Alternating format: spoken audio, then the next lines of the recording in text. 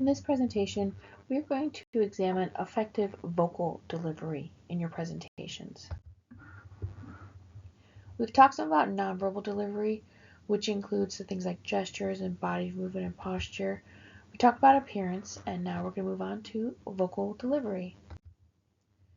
In effective vocal delivery, what we're looking at here are things like volume, pitch, rate, and articulation. To begin with, volume. So very important because volume is the most important factor in the audience even understanding you. If we can't hear you, we have no idea what you're saying. We have no idea what your presentation is about. So make sure you're speaking loudly enough. If you're recording, go back and listen again. Make sure people can hear you. If you're in a classroom, make sure the person in the back of the room can hear you clearly. If the person in the back can hear you, then everyone can hear you. Now, this includes also things like watching for volume dropping at the end of sentences. And keep in mind, your volume does not have to be totally unchanging. Changes in volume, getting louder because something's important, or getting really quiet because you want to make an impact. Those can signal important ideas, and those are perfectly allowed and fine. But you want to make sure overall you have good, strong volume. If you are offered a microphone, use the microphone. Make sure you know how to use it. Some microphones, you have to speak right into it.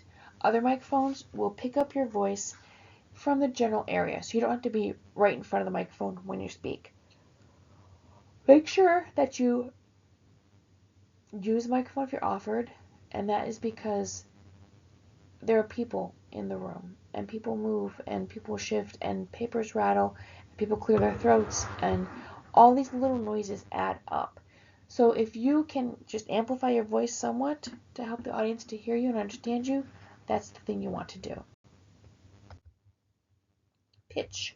How high or low your voice is on a tonal scale. You know what it is when you have no change. That is monotone. And you want to avoid being monotone. So, you don't have to be all over the place, but you want to make sure you have changes in your voice. When you're saying the words you're saying, express them. The way you say the words is just as important as the words you say. So you want to make sure you're really expressing those ideas. If you're angry, you should sound angry. If you're excited, sound excited. If this is urgent, it should sound like it's urgent.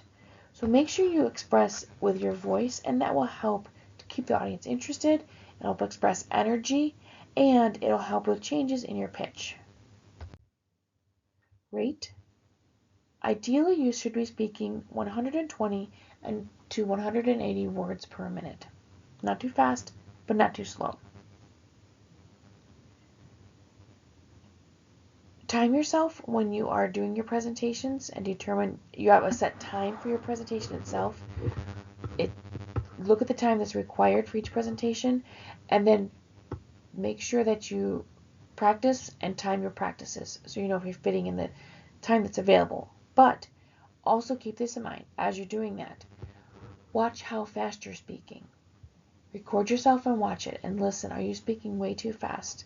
And that can impact your time, but that's because of your rate. So make sure you have a good rate and use pauses. Pauses can add some dramatic emphasis, just kind of letting the audience know. Let's let that sink in a little. So pauses can be a great thing to use as well. Articulation is the enunciation of words. Don't mumble your words. Don't slur. Now I understand. You are speaking live. If you're recording, it's one long shot. You don't go do editing. If you're speaking in a classroom, you don't go back and start over again. And I get it that things happen sometimes. We're human, and we can't go and edit everything. Things happen sometimes, but when it's continuous, that's when it starts to be a problem.